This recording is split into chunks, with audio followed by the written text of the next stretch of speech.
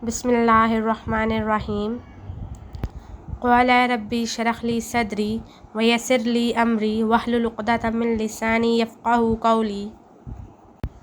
रब्बी ज़िदनी इल्मा। Date 20 May 2021। Day Thursday. Subject chemistry. Chapter 2 the structure of an atom. तो आपने लेक्चर को गौर से सुनना है। जब आपकी प्राइवेसी रिमूव होगी तो आपसे लेक्चर से रिलेटेड क्वेश्चन आंसर्स किए जाएंगे। तो आज हम करेंगे question number 11, 12, 13, 14 plus think tank.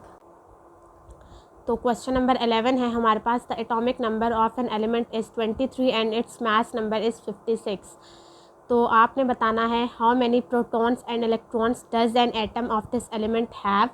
और पार्ट नंबर बी है आपके पास, how many neutrons does this atom have.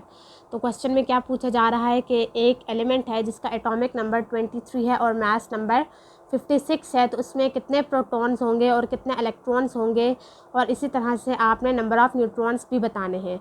तो सोल्यूशन है हमारे पास, एटॉमिक नंबर उसका अगर 23 है और एटॉमिक मास 56 है, तो जितने हमारे पास एटॉमिक नंबर है उतने ही नंबर ऑफ़ प्रोटॉन्स होंगे, यानी कि नंबर ऑफ़ प्रोटॉन्स भी 23 हैं।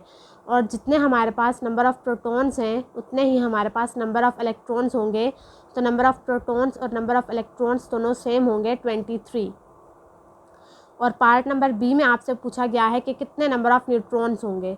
तो नंबर ऑफ़ न्यूट्रॉन्स को फाइंड आउट करने के लिए आपके पास जो फार्मूला है वो है number of neutrons equal to atomic mass minus atomic number.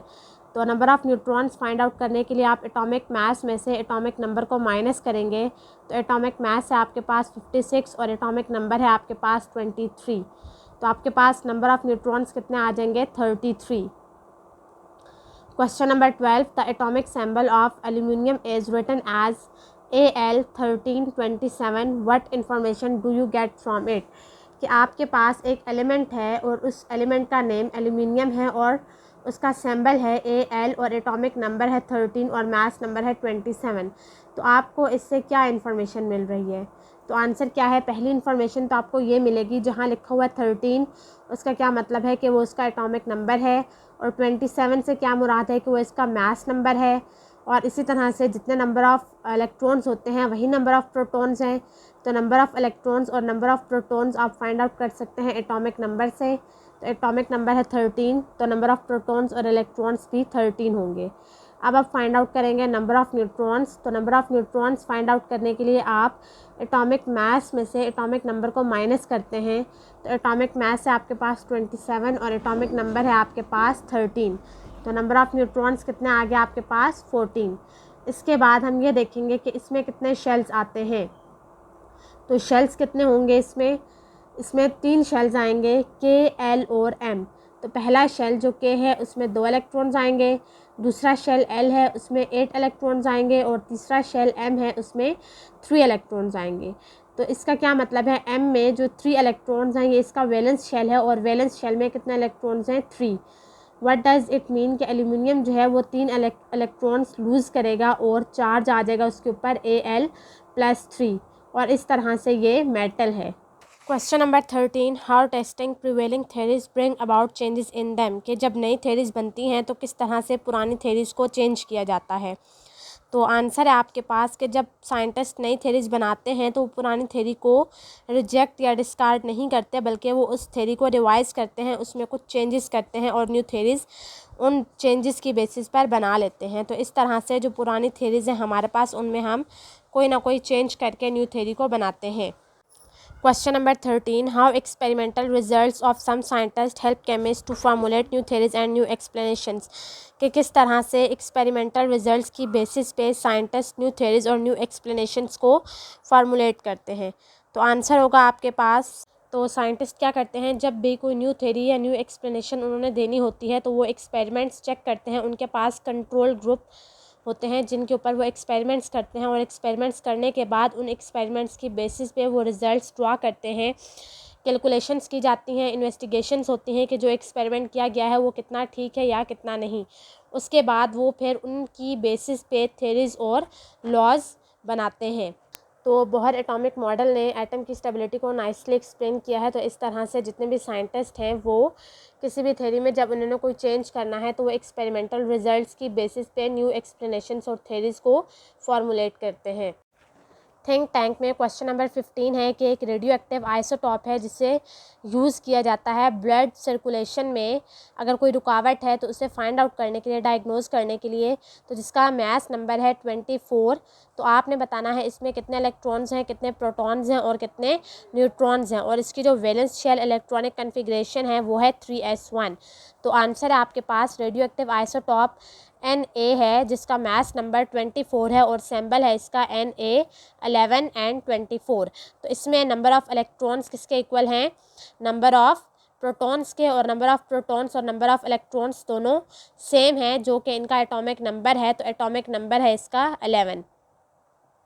तो number of neutrons find out करने हैं। Number of neutrons find out करने के लिए आप एटॉमिक मास में से एटॉमिक नंबर को माइनस करेंगे, और एटॉमिक मास आपके पास 24 है और एटॉमिक नंबर आपके पास 11 है, तो आपके पास नंबर ऑफ़ न्यूट्रॉन्स आ जाएंगे 13। Question number 16. Two isotopes of chlorine are Cl1735 and Cl1737. How do these isotopes differ? How are they alike? तो दो आइसोटॉप्स हैं क्लोरीन के, आपने बताना है इन दोनों की सिमिलैरिटीज़ क्या हैं और दोनों में डिफरेंसेस क्या हैं। तो पहले हम डिफरेंसेस देख लेते हैं, क्लोरीन 1735 और क्लोरीन 1737। तो क्लोरीन 1735 का जो मास नंबर है वो 35 है और दूसरे आइसोटॉप का मास नंबर 37 है। और इसी तरह से क्लोरीन 17 में जो नंबर ऑफ़ न्यूट्रॉन्स हैं वो 18 हैं और क्लोरीन 37 में नंबर ऑफ़ न्यूट्रॉन्स जो हैं वो 20 हैं। क्लोरीन 1735 की जो नेचुरल अबंडेंस है वो 75% है और क्लोरीन 17 और 37 की जो नेचुरल अबंडेंस है वो है 25%। और फिज़िकल प्रॉपर्टीज़ दोनों की डिफरेंट हैं। और सिमिलैरिटीज़ क्या हैं, नंबर ऑफ़ न्यूट्रॉन्स दोनों में सेम है 17 नंबर ऑफ़ इलेक्ट्रॉन्स भी दोनों में सेम है 17 केमिकल प्रॉपर्टीज़ दोनों की एक जैसी हैं और इलेक्ट्रॉनिक कन्फिग्रेशन भी दोनों की एक जैसी है। क्वेश्चन नंबर 17 है आपके पास, how many electrons can be placed in all of the subshells in the n equal to 2। तो n आपके पास जब 2 है तो इसका मतलब है ये सेकंड शेल है आपके पास l, तो l में मैक्सिमम 8 इलेक्ट्रॉन्स आ सकते हैं। फार्मूला है आपके पास 2n²। आपने इस फार्मूला को यूज़ करते हुए फाइंड आउट कर लेना है कि कितने number of electrons l shell में आएंगे। उसके बाद आपने ये बताना है कि l शेल में कितने सब शेल्स आते हैं। तो हमारे पास पहला शेल k है, दूसरा l है। k में हमारे पास सिर्फ s आएगा और l में हमारे पास s और p दोनों आएंगे। तो इस तरह से जो इलेक्ट्रॉनिक डिस्ट्रीब्यूशन होगी l शेल में वो कौन सी होगी, 2s² 2p² और नंबर ऑफ़ इलेक्ट्रॉन्स 8 होंगे। Question number 18, mass number of an atom indicates total number of protons and neutrons in the nucleus. Can you identify an atom without any neutron. के mass number जो है किसी भी atom का वो आपको बताता है कि उसमें कितने नंबर ऑफ़ प्रोटॉन्स हैं और कितने नंबर ऑफ़ न्यूट्रॉन्स हैं। तो आप किसी भी एटम को आइडेंटिफाई कर सकते हैं कि उसमें नंबर ऑफ़ न्यूट्रॉन नहीं है। तो आंसर है आपके पास कि ऑर्डिनरी हाइड्रोजन जो कि प्रोटियम है उसमें एक प्रोटॉन है और एक इलेक्ट्रॉन है और उसमें कोई भी न्यूट्रॉन नहीं है, तो आप आइडेंटिफाई कर सकते हैं। क्वेश्चन नंबर 19 है आपके पास, the table shows the nuclei of 5 different atoms. आपके पास एक टेबल है जिसमें 5 डिफरेंट एटम्स का न्यूक्लियस ड्रॉ किया है। तो आपके पास नेम ऑफ़ एलिमेंट है, नंबर ऑफ़ प्रोटॉन्स है और नंबर ऑफ़ न्यूट्रॉन्स है। तो हम पार्ट ए से स्टार्ट करते हैं, which atom has highest mass number. आपने टेबल को देखना है और आपने ये बताना है कि कौन से एटम का मास नंबर सबसे ज़्यादा है। तो आंसर आएगा आपके पास atom E has highest mass number. Atom E का मास नंबर सबसे ज़्यादा है। एटम ई 8 और 8 16। मास नंबर आप ऐसे ही फाइंड आउट करते हैं ना, नंबर ऑफ़ प्रोटॉन्स और न्यूट्रॉन्स को प्लस करके, तो 8 और 8 16 हो जाएगा। तो मास नंबर आपके पास एटम ई का सबसे ज़्यादा है। नंबर बी है आपके पास, विच 2 एटम्स आर आइसोटॉप्स। आपने बताने हैं कौन से 2 एटम्स आइसोटॉप्स हैं। तो आपके पास बी और सी जो हैं ये दोनों के दोनों आइसोटॉप्स हैं, क्योंकि बी और सी इन दोनों में जो नंबर ऑफ़ प्रोटॉन्स हैं वो 6 हैं। दोनों में नंबर ऑफ़ प्रोटॉन्स सेम हैं लेकिन नंबर ऑफ़ न्यूट्रॉन्स दोनों में डिफरेंट हैं। बी में नंबर ऑफ़ न्यूट्रॉन्स 6 हैं और सी में नंबर ऑफ़ न्यूट्रॉन्स 7 हैं। तो दोनों के नंबर ऑफ़ न्यूट्रॉन्स डिफरेंट हैं, जिसकी वजह से आपको पता चला कि ये दोनों के दोनों आइसोटॉप्स हैं। पार्ट सी है आपके पास, which atom has least number of electrons. आपने बताने हैं कौन से एटम के पास सबसे कम इलेक्ट्रॉन्स हैं। तो एटम ए के पास सबसे कम इलेक्ट्रॉन्स हैं, एटम ए। अब आपको इलेक्ट्रॉन्स तो नहीं दिए हुए, number of protons he number of electrons हैं। तो सबसे कम जो नंबर ऑफ़ इलेक्ट्रॉन्स हैं वो कितने हैं, सबसे कम नंबर कौन सा है, 5।